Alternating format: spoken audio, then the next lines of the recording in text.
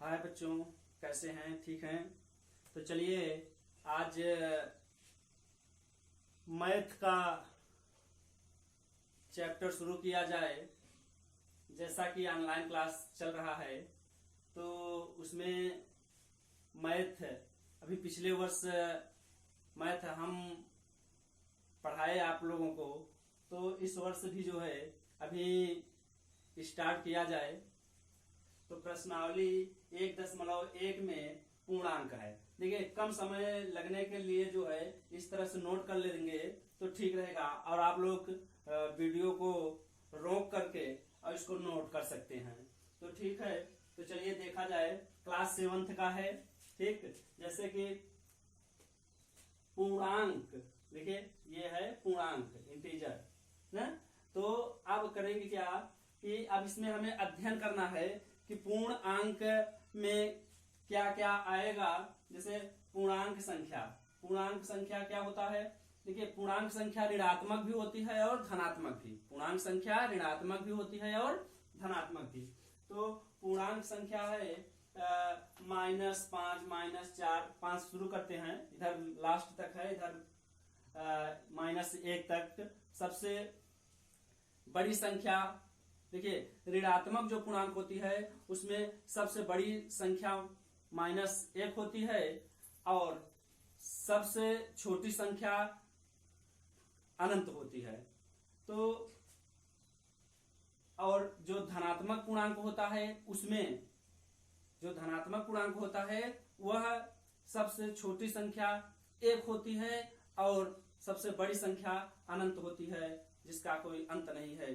तो चलिए देखते हैं पूर्णांक संख्या क्या है। -5, -4, -3, -2, -1, फिर 0, 1, 2, 3, 4, 5, 6, 7, 8, इस तरह से। फिर प्राकृतिक संख्या, देखिए प्राकृतिक संख्या है ना। प्राकृतिक संख्या 1, 2, 3, 4, 5, 6, 7, 8, फिर डैश डैश आगे भी इसी तरह से।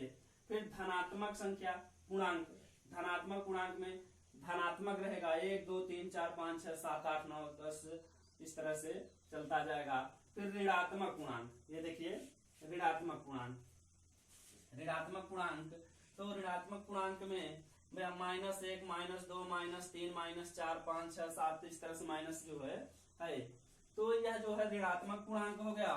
तो आप लोगों को जैसे कि पिछले कक्षाओं में बताए थे कि पूर्णांक और प्राकृतिक, पूर्णांक संख्या, प्राकृतिक संख्या, पूर्ण संख्या, प्राकृतिक संख्या, और ये धनात्मक, ऋणात्मक, सम, विषम, भाज्य, अभाज्य आप लोगों को पता है ना। तो हम जो है अब ज्यादा उस पर चर्चा न करते हुए आगे प्रश्नावली की सवाल पर आते हैं।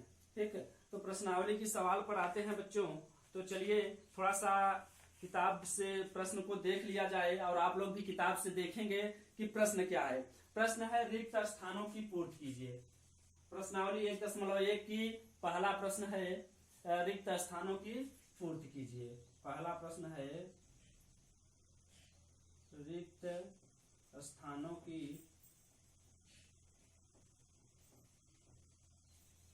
पूर्ति कीजिए।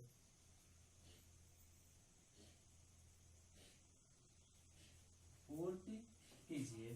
ठीक, तो अब प्रश्न क्या है? 4 गुणित डैश डैश डैश ए नंबर सवाल, 4 गुणित डैश डैश डैश बराबर 20। बराबर क्या है? 20। 4 गुणित डैश डैश डैश बराबर 20। तो यहाँ पर खाली स्थान पर क्या आएगा, हमें यह जो है निकालना है कि खाली स्थान पर क्या आएगा। तो इसको हम क्या करते हैं, यहाँ पर या तो क्वेश्चन मार्क रख लेते हैं या यक्स मान लेते हैं। यहाँ पर कुछ नहीं, तो जैसे ये डैश डैश डैश है तो यहाँ पर क्या करेंगे, 4 गुणित यक्स बराबर 20। तो यक्स का मान ज्ञात करना है, यहाँ क्या आएगा उसका मान ज्ञात करना है, यहाँ क्या आएगा उसका मान ज्ञात करना है। तो 4 गुणित है यक्स, तो इसको यक्स को यही रहने देते हैं और ये उधर ले जाएंगे। जैसा कि आप लोग जानते हैं कि अगर गुणा रहे तो भाग उधर, बराबर उधर ले जाने पर, पक्षांतर करने पर भाग हो जाएगा। तो 20/4, 20/4, तो 4×5 = 20, 4 × 4, 4×5 = 20, तो x बराबर 5 आ गया। तो यहाँ पर क्या रहेगा 5, तो इसका जो है उत्तर हो गया 5। अब उसी तरह से बी नंबर सवाल देखिए बिल्कुल इसी तरह से है, एक दो बताएंगे, इस तरह से आप लोग उसको पूरा हल कर लेंगे। तो जैसे है दूसरी सवाल क्या है, -6 गुणित डैश डैश डैश बराबर 36। यहाँ पर -36 है, तो -36।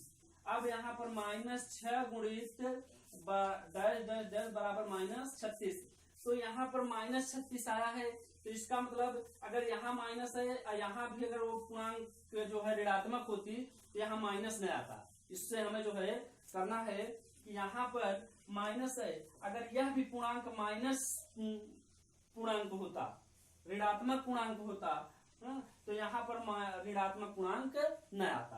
तो इसलिए ऋणात्मक पूर्णांक यह है, लेकिन यह धनात्मक पूर्णांक है। तो चलिए हम इधर जाते हैं, कैसे लेकिन आएगा कैसे ये बताते हैं।